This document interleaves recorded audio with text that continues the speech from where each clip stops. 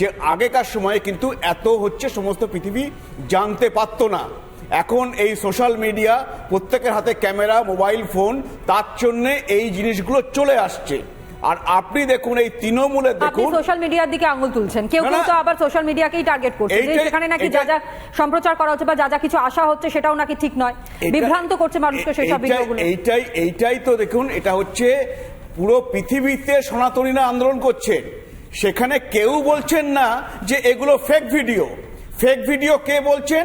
আমাদের রাজ্যের তৃণমূলের নেত্রী। কিন্তু তিনি বলছেন না যে কোন পার্টিকুলার ভিডিওটা ফেক ভিডিও, সেটা তার বলার ক্ষমতা নেই। কারণ তার হচ্ছে বাধ্যবাধকতা হচ্ছে যে আমার রাজ্যে, মানে আমাদের পশ্চিমবঙ্গে এইরকম জামাতি, এইরকম রোহিঙ্গা ঢুকে আছে এবং তারা ভোটার হয়ে আছে, তারা তৃণমূলকে ভোট দেয়, সেই ভোটগুলো তাকে রক্ষা করতে হবে।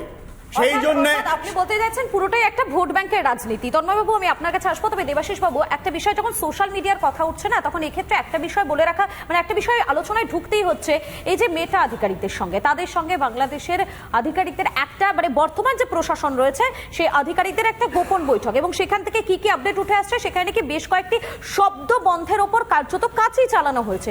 সেই শব্দ বন্ধের মধ্যে রয়েছে রিপাবলিক বাংলা শব্দটিও নাকি সেখানে রয়েছে। কেননা আমরা প্রথম দিন থেকে বাংলাদেশের সমস্ত খবর, সমস্ত আপডেট, সমস্ত ছবি তুলে ধরছি। আচ্ছা, একটা কথা বলুন তো, এইভাবে যে হিন্দু বিদ্বেষ, ভারত বিদ্বেষ, এই যে বিষয়টা এই মুহূর্তে দাঁড়িয়ে বাংলাদেশের যারা বাসিন্দারা রয়েছেন তাদের মাথায় ঢুকিয়ে দেওয়া হচ্ছে, তাতে অনেকটাই বাংলাদেশের মাটিটা, মানে তাদের নিজের পায়ের মাটিটা অনেকটা বেশি দুর্বল হয়ে যাচ্ছে না? যে একটা ছোট্ট দেশ, যে দেশটা প্রত্যেকটা মুহূর্ত নির্ভর করে চলছে আমাদেরকে, সেই দেশে এতটা যদি বিদ্বেষ ঢুকে যায়, তাহলে কি টালমাটাল পরিস্থিতি আরো তৈরি হবে না? আমি প্রথমেই বলেছিলাম যে কোনো মৌলবাদ যখন মাথাচাড়া দেয় তখন এই ধরনের জিনিসটাই হয়, সে যে কোনো মৌলবাদ। এখানে আপনি দেখছেন যে ইসলাম মৌলবাদ মাথাচাড়া দিয়েছে, তার ফলে হিন্দুদের উপর এইভাবে অত্যাচার নেমে আসছে। যেখানে উল্টো দেখবেন সেখানে উল্টোটাই হবে। আজকে মানে সবসময় মৌলবাদ গণতন্ত্রের বিরোধী হয়, এবং সেটা বাংলাদেশের ক্ষেত্রে সত্য। আমি যেটা বলার শেষ সময় চেষ্টা করছিলাম যে এই যে জামাত আজকে ঢুকে গেছে, জামাত কিন্তু বরাবর হিন্দু বিরোধী, এবং এরা পাকিস্তানের, মানে ইসলামের, পাকিস্তানের পক্ষে। এবং এই জায়গাটাই আজকে রিপাবলিক বাংলা হয়তো বাংলাদেশের হিন্দুদের হয়ে কথা বলছে, তো অবভিয়াসলি সেই রিপাবলিক বাংলার এগেনস্টে তাদের একটা ক্ষোভ আসবে, এবং যখনই এই ধরনের মৌলবাদ চারা দেবে তারা তো স্বৈরাচারী হয়ে যাবে। আপনাকে একটু থামাবো, আপনি যে বিষয়টি বলছেন তন্ময়বাবু, আসবো আপনার কাছে। এই যে পাকিস্তানের প্রতি বাংলাদেশের যে প্রেম না, সেটা এর আগেও আমরা দেখেছি, আর সেটা আরো একবার প্রকাশ্যে এসে গেল। রিপাবলিক বাংলার হাতে যে ছবি এসেছে সেখানে দেখা যাচ্ছে পাক সেনাকর্তার সঙ্গে গোপন বৈঠক বাংলাদেশের সেনা প্রধানের। এই যে পাকিস্তানের প্রতি প্রেম, যে প্রেমের কথা বারবার উঠে আসছে, সেটা আরো একবার কিন্তু প্রকাশ্যে চলে এসেছে। দেবাশিস বাবু, আপনার।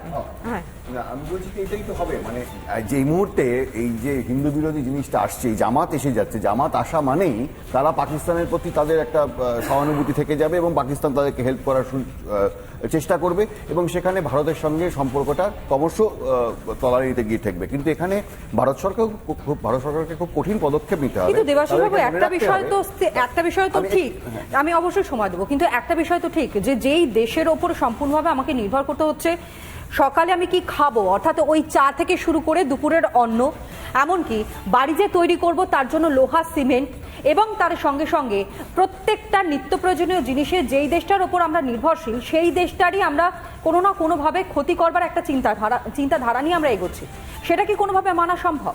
ভারত থেকে টন টন সেখানে পেঁয়াজ যাচ্ছে, চাল যাচ্ছে, অন্যান্য সামগ্রী যাচ্ছে, কিন্তু তারপরও ন্যূনতম টুকুনি তাদের মধ্যে এই বিষয়টা নিয়ে, যে ভারত যদি আমাদের সঙ্গে না থাকে তাহলে হয়তো চরম বিপদের মধ্যে আমরা পড়বো। দেখুন, আমাদের দেশেও যারা রাজনীতিবিদ বা বিভিন্ন জায়গায় যারা রাজনীতিবিদ, তারা তো রাজনীতিটা করছেন, তারা তো সাধারণ মানুষের কথা, দেশের কথা খুব একটা ভাবেন না। সেটা এদেশেও হয়তো কেউ ভাবেন না, ওখানেও ভাবছেন না, মানে বাংলাদেশে ভাবছে না বলে কি এরকম ভাবে মূল্য বৃদ্ধি হচ্ছে? যে ছবিটা আমরা এই মুহূর্তে মধ্যকর্তীতে দেখাচ্ছি, আগে যেখানে কাঁচা লঙ্কা প্রতি কেজিতে 120 টাকা ছিল, সেখানে বর্তমান বাজার মূল্য 250 টাকা। যেখানে টমেটো মানুষ কিন্তু 140 থেকে 150 টাকার মধ্যে প্রতি কেজি, সেখানে এখন কিনতে হচ্ছে 250 টাকা। কিন্তু সেই মূল্য বৃদ্ধি, যেভাবে পণ্যের দাম বাড়ছে, সেগুলোর হ্রাস টানা সম্ভব হচ্ছে না। অথচ তারা বড় বড় কথা বলছে, ভারতকে শেষ করে দেবো, আমেরিকাকে শেষ করে দেবো, বাংলাকে শেষ করে দেবো, কলকাতা দখল নেবো। অদ্ভুত লাগছে না বিষয়টা? এই অস্থির পরিবেশটা তৈরি করে দেওয়াটাই এদের কাজ, এবং অস্থির পরিবেশের জন্য আপনার কাছে আসবো। অনেকক্ষণ ধরে তন্ময়বাবু কিছু বলার চেষ্টা করছেন, তন্ময়বাবু প্লিজ। দেখুন, এটা নিয়ে বলবো যে একটা কথায় বলে না, সুখে থাকতে ভূতে কিলোয়। এখন বাংলাদেশ বাংলাদেশে সেইটাই হয়েছে। ওরা হচ্ছে অনেক ভালো ছিল এবং অর্থনৈতিকভাবে উন্নতির দিকে ছিল, তো সেটা হচ্ছে আস্তে আস্তে সেই দেশটা এবার দেউলিয়া হবে। কিন্তু আমি যেটা বলতে চাই দেবাশিস বাবুর কথা ধরে, যে এই যে বাংলাদেশের সনাতনীদের উপরে নির্যাতন চলছে, অত্যাচার চলছে, তার জন্য শুধু পশ্চিমবঙ্গ নয়, পুরো দেশে আপনারা দেখালেন বিভিন্ন শহরে শহরের বিভিন্ন দেশে এই নিয়ে মিটিং, মিছিল, সমাবেশ চলছে। আমাদের রাজ্যে যেগুলো হচ্ছে সেগুলো আপনারা দেখছেন, সাধু সন্তরা রয়েছেন, কিন্তু আপনারা দেখবেন না সেখানে কিন্তু তৃণমূলের কোনো নেতা কর্মী আছে। আমাদের বিজেপির নেতা কর্মীরা তারাও সব সনাতনী, তারা সেখানে যোগদান করছেন। আজকে বামেদের কথা ছেড়ে দিন, তৃণমূল কি দেশের বাইরের একটা পার্টি? হিন্দু পুরোপুরি বিরোধী। তৃণমূল কি দেশের বাইরের একটা পার্টি? তৃণমূলের সমস্যা হচ্ছে যে তাদের যে 15-16% হিন্দু ভোট আছে, তার থেকে তাদের মুসলিম ভোটটা এখনো বেশি। পর্যন্ত কেন কোনো বিবৃতি নেই, যেখানে বিএনপি নেতা তিনি পরিষ্কার করে বলছেন, এমনকি বারংবার আমরা দেখেছি সেখানকার প্রাক্তন সেনাকর্তারা তারা বড় বড় বুলি মুখে আওড়াচ্ছেন যে 4 দিন সময় লাগবে না কলকাতা দখল করে নেবো, সেই 4 দিন পেরিয়ে গিয়েছে। তাহলে তিনি এখন সেই বক্তব্য রিটার্ন নেবেন তো? না, এখানে দেখুন এত ব্যাপারে সমস্ত তারা পথে নামেন যে আমরা পথে নেবে আন্দোলন করব, আমরা দেখে নেব, এখানে তারা পুরোপুরি নিশ্চুপ।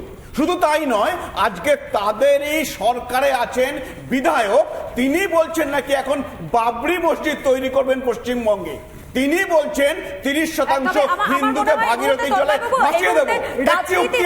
রাজনীতির ঊর্ধ্বে উঠে গিয়ে এই মুহূর্তে আমার মনে হয় আমাদের দেশের যে ঐক্যবদ্ধ হওয়ার যে সময়, যে ডাকটা বিরোধী দলনেতা দিয়েছেন যে সবাইকে এক হয়ে রুখে দাঁড়াতে হবে, সেই বার্তাতে এগিয়ে যাওয়া এই মুহূর্তে প্রত্যেকের কাম্য এবং প্রত্যেকেই আমরা সেটা চাই।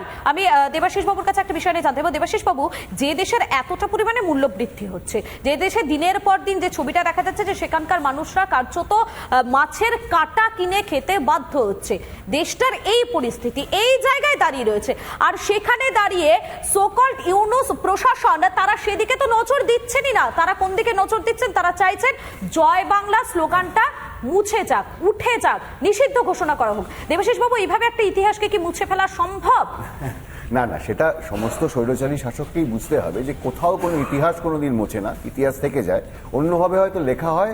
যেমন ধরুন আমরা তৃণমূলের কথা এখানে বলছিলাম, এখানে হয়তো মানে সিপিএম এর যে সমস্ত ভূমি সংস্কার ছিল সেগুলো ইতিহাসে লেখা নেই, অথচ পার্থ বাবু যিনি জেলে বসে আছেন তার কথা লেখা আছে। আমি সেই জায়গায় আসছি না, আমি বলতে চাইছি যে এই যে মৌলবাদ মাথাচাড়া যখন দিচ্ছে, তখন মানুষের না এই কোনটা ভালো কোনটা মন্দ এই জ্ঞানটাই চলে যায়, তখন তারা এরকম উন্মাদের মতো করে।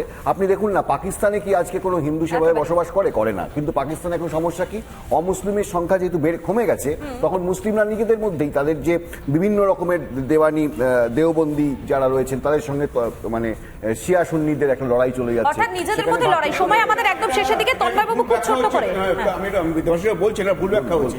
এই অমুসলিমদের সংখ্যা কমে যাচ্ছে না, কমে যাচ্ছে কারণ তারা কমাতে বাধ্য করছে।